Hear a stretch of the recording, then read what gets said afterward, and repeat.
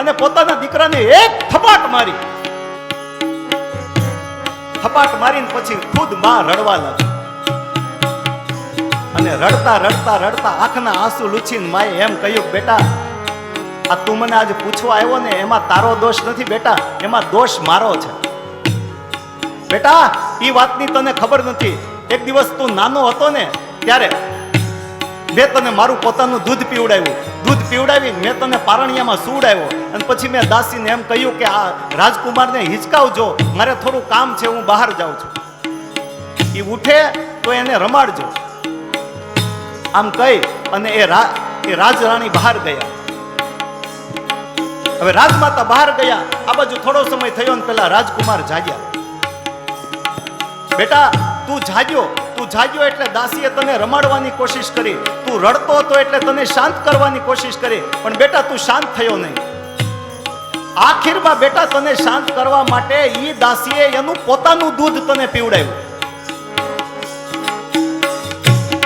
બેટા મારું કામ પૂરું કરીને હું આવીને ઘરે ત્યારે એ દાસીએ મને વાત કરી કે હે રાણી સાહેબા, આ રાજકુમાર બહુ રડતા હતા ને, મેં એને શાંત કરવાની કોશિશ કરી પણ એ શાંત ન થયા, એટલે પછી મેં એને મારું દૂધ પીવડાવ્યું છે. અને બેટા તે દિવસે મને બહુ દુઃખ થયું કે મારા દીકરાએ ઉઠીને દાસીનું દૂધ પીધું. બેટા તું નાનો એવો હતો, મેં તારા પગ પકડીને તને આમ ઊંધો ટાંગ્યો અને તારા તાળવામાં આમ ટાપલી મારી અને એ દાસીના દૂધને ઓકાવી નાખ્યું. તે ઉલટી કરીને બેટા એટલે મને એમ થયું કે હવે આ દાસીનું બધું દૂધ નીકળી ગયું છે. પણ બેટા આજ તું મને પૂછવા આવ્યો ને એટલે મને એમ થાય છે કે એ દાસીના દૂધનું એકાદ ટીપું તારા પેટમાં છે, નહીંતર તું મને પૂછવા દો. દાવી લેજે મારા બાલ બાલુડા પેટ ભરીને આજે પેટ ભરીને. દાવી લેજે મારા પેટ બાલુડા પેટ ધ્રુપીને આજ રે એવા ખૂબ ધ્રુપીને. દાવી લેજે મારા બાલ બાલુડા ખૂબ દ્રપીને આજ રે ખૂબ દ્રપીને. દાવી લેજે મારા પેટ બાલુડા ખૂબ ધ્રુપીને આજ રે એવા ખૂબ ધ્રુપીને. રહેશે નહીં ખાવા મૂકી જાનવા. રહેશે નહીં રણ ખેલુડા ખાવા મોટી ચાર. આબમાં ઉગેલ ચાંદલો ને જીજાબાઈ ને આવ્યા માવે, જીજાબાઈ ને આવ્યા. આભમાં ઉગેલ ચાંદલો ને જીજાબાઈ ને આવ્યા બાળ રે જીજાબાઈ ને આવ્યા. માતા એનું પાવની ચોરે રણ રણ ચંદ્રા ચોરે. માતા એનું બાળ જોડે ઘણા ઘણા ડુંગરા. શિવાજીને નિંદ્રા નાવે માતા જીજાબાઈ જીજાવે. શિવાજીને ડુંગરા નાવે માતા જીજાબાઈ જીજાવે. માતા જીજાબાઈ જીજાવે. માતા જીજાબાઈ. તો સતયુગમાં જ બન્યું એવું નહીં વડીલો, અત્યારે પણ બને છે. અને મારી આપ સૌને વિનંતી કે પોતાના બાળકને માતા સંસ્કાર આપવા માંગતી હોય, જ્યારે બાળક ઉદરસ્થ હોય ત્યારે માતાએ આવા ધાર્મિક પુસ્તકોનું પઠન કરવું, જેથી કરીને એમની અસર ઉદરસ્થ બાળક ઉપર પડશે. તો આ બીજું કારણ હતું કે પ્રહલાદજી પરમાત્માના ભક્ત થયા. અન્ય બીજા ઘણા બધા કારણો બતાવ્યા છે, પણ એ બધા પૌરાણિક અને શાસ્ત્રીય કારણો છે. સમય અભાવના કારણે હું થોડું સંક્ષેપ કરું છું. પછી તો 100 વર્ષ સુધી હિરણ્યકશ્યપુએ મંદરાચલ પર્વત ઉપર તપ કર્યું. 100 વર્ષ તપ કર્યું ને હિરણ્યકશ્યપુના શરીરને કીડા મકોડા ખાઈ ગયા. શરીર ઉપર ઉધઈ લાગી ગઈ, શરીર ઉપર ધૂળ ચડી ગઈ, પણ છતાંય અંદરથી એક જ શબ્દનો અવાજ આવે છે, ઓમ બ્રહ્મણે નમઃ, ઓમ બ્રહ્મણે નમઃ. હિરણ્યકશ્યપુના તપથી દેવતાઓ ત્રાહિમામ પોકારી ગયા. આ સ્વર્ગ મૃત્યુને પાતાળામ ડોલવા લાગ્યું, ઇન્દ્રનું ઇન્દ્રાસન ડોલવા લાગ્યું, દેવતાઓ અકળાવા લાગ્યા. અને દેવતાઓ ગયા બ્રહ્મા પાસે કે હે બ્રહ્મના શું થઈ રહ્યું છે? બ્રહ્માએ કહ્યું કે હે દેવતાઓ નિશ્ચિંત રહો, આ મારો ભક્ત હિરણાકશ્યપુ તપ કરી રહ્યો છે, પણ તમે ચિંતા ન કરો, હમણાં હું એને દર્શન આપું. ગરુડ ઉપર હંસ ઉપર બિરાજમાન થઈ અને બ્રહ્માજી પધાર્યા મંદરાચલ પર્વત ઉપર. હિરણાકશ્યપુ તપ કરે છે, કમંડલમાંથી જળ લઈ અને આમ ઉપર છાટ્યું. હિરણાકશ્યપુ સાંગો પાંગ થયો, આંખો ખોલીને સામે બ્રહ્માજીને જોયા, બે હાથ જોડીને પ્રણામ કર્યા. બ્રહ્માએ કહ્યું, વત્સ, તારા વરદાનથી હું તારા તપથી હું પ્રસન્ન થયો છું, વરદાન માંગ. હિરણાકશ્યપુએ પ્રણામ કરીને કહ્યું, બાપજી મને વરદાન આપો કે હું મરું નહીં. બ્રહ્મા કહે, એમ ન ચાલે, મરવું તો પડે જ. મારા 100 વર્ષ પૂરા થાય તો મારે આ બધું હમેટવું પડે છે, તો તારે તો કરવું જ પડે ને, મરવું તો પડશે. મને વરદાન આપો કે હું ઘરમાં ન મરું, બહાર ન મરું, આકાશમાં ન મરું, પૃથ્વી ઉપર ન મરું, લીલાથી ન મરું, સૂકાથી ન મરું, અસ્ત્રથી ન મરું, શસ્ત્રથી ન મરું, દેવથી ન મરું, દાનવથી ન મરું, માનવથી ન મરું, પશુથી ન મરું, પક્ષીથી ન મરું. આમ કેટલી શરતો મૂકીને પછી છેલ્લે એમ બોલ્યો કે હે બ્રહ્મા, આ સૃષ્ટિનું નિર્માણ તમે કર્યું છે ને, તમારી બનાવેલી કોઈ વસ્તુ મને મારી ન શકે. બ્રહ્માએ કહ્યું, તારે જે બોલવું હોય બોલે રાખ, બાકી તારે મરવું તો પડશે. તમારી બનાવેલી કોઈ વસ્તુ મને મારી ન શકે. બ્રહ્માએ કહ્યું, તથાસ્તુ, મારી બનાવેલી કોઈ વસ્તુ તને મારશે નહીં. વરદાન પ્રાપ્ત થયું અને હિરણાકશ્યપુ અટ્ટહાસ્ય કરીને ઊભો થયો અને પોતાના રાજ્ય તરફ પ્રસ્થાન કર્યું. આવ્યો પોતાના રાજ્યમાં, જોયું તો દેવતાઓએ રાજ્ય પડાવી લીધું છે. હિરણાકશ્યપુને દેવતાઓ પ્રત્યે ક્રોધ તો છે, દેવતાઓને બહુ માર્યા. હવે આ તો વરદાનથી સિદ્ધ થયો છે, આને કોઈ મારી શકે એમ નથી. એટલે હિરણાકશ્યપુના ડરથી દેવતાઓ ડરી ડરીને કોઈ મંદરાચલ પર્વતની ગુફામાં અને કોઈ વાદળમાં છુપાવા લાગ્યા. ખબર પડી પોતાની પત્ની નારદજીના આશ્રમે છે. હિરણાકશ્યપુ નારદજીના આશ્રમે આવ્યો, પોતાની પત્ની કયાધુને લઈ પુનઃ પોતાના રાજ્યમાં આવ્યો અને હિરણાકશ્યપુ પોતાના રાજ્યમાં આવ્યો. એ સમયે પ્રહલાદજીનો જન્મ થાય છે. આપણે સૌ એક વખત જય જયકાર કરીએ. બોલીએ પ્રહલાદ મહારાજ કી જય. વડીલો, પ્રહલાદને એ 4 ભાઈઓ છે, લાદ, અનુલ્લાદ, સંલાદ અને પ્રહલાદ. આટલી કથા છે. પ્રહલાદના જન્મ પહેલાની કથા છે. પછી પ્રહલાદજી 5 વર્ષના થયા ત્યારે શુક્રાચાર્યના પુત્ર શંડ અને અમર્ક એ બંને ઋષિમુનિઓને બોલાવ્યા અને હિરણાકશ્યપુએ કહ્યું કે આને તમે શિક્ષા દીક્ષા માટે લઈ જાઓ. શંડામર્ક બંને પ્રહલાદજીને પોતાના આશ્રમે લઈ આવ્યા અને ભણાવવા લાગ્યા. પ્રહલાદજી બહુ હોશિયાર વિદ્યાર્થી છે. વડીલો, ગુરુજી એક વખત કંઈક શીખવે ને તો તરત આવડી જાય છે.